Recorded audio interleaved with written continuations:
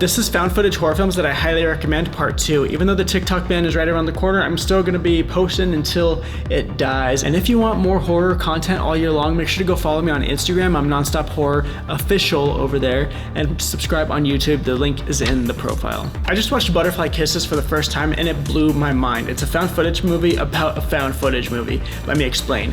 Gavin is an ambitious filmmaker who discovers some old videotapes that were recorded 10 years previously by 2 film students. They were doing an expose on a local urban legend called Peeping Tom. Who's Peeping Tom? The urban legend is that you go to this certain tunnel and stare down the tunnel for an hour without blinking, and Peeping Tom reveals himself to you. But then every time you blink, he gets closer and closer, ultimately getting so close that he scares you to death. The premise alone should sell the movie, but there's so much more to it, and there's a cameo from the director of Blair Witch Project in this one. This movie is over 15 years old at this point, so there's a slight chance you haven't seen it yet. In Cloverfield, a man's birthday party, is it birthday party or going away party? I don't know, this man's party is disrupted when New York is seemingly being attacked by someone or something. We see explosions out in the distance and no one knows what the hell is going on. Our main characters traverse the city and try to escape. This is a higher budget found footage film and it definitely shows. Not many found footage films feel this massive and threatening. Go watch it. Do you feel like shitting your pants tonight?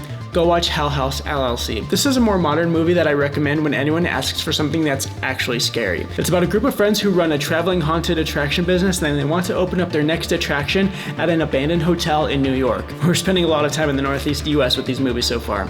So they open their new attraction, but tragedy strikes on opening night that causes the death of many patrons. If you enjoyed this one, grab some popcorn because there are 3 sequels so far to enjoy right after. This one is called Final Prayer in the US and the Borderlands, like everywhere else I think. 3 men are called upon when a priest claims that a miracle has happened at his small church in the British countryside. The 3 men, who are sent by the Vatican, must investigate said miracle and determine if it's a hoax or if it's real. This one is a bit of a slow burn, but very interesting if you like your horror with religious undertones. One of the main characters reminds me of John Oliver the whole time, so that was neat. Like I said, it's a slow burn and you have to wait until the very last seconds of the film for it to really hit. This is a real fun one. It is a bit of a spoof of the slasher genre, but it's a fun ride. Behind the Mask takes place in a universe where slashers are depicted as like historical figures. There's this man named Leslie Vernon who wants to join the ranks of these famous horror villains, and a documentary crew are documenting him while he does so. Leslie lays out a lot of the tropes and cliches that one would expect in a slasher film and how he's going to execute it,